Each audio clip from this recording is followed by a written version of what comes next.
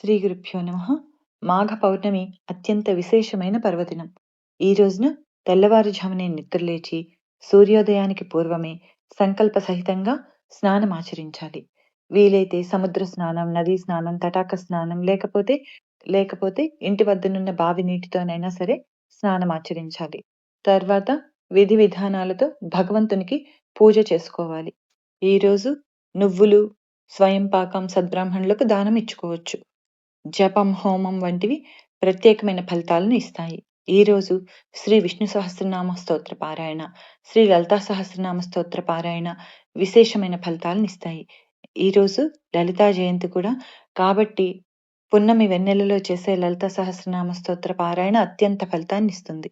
మాఘపు ఆదివారాలు ఎంతో విశేషమైనవి. అందున మాఘ పౌర్ణమి కూడా కలిసి రావడం అత్యంత విశేషం. ఈరోజు సూర్యోపాసన కూడా అత్యుత్తమమైన ఉపాసన.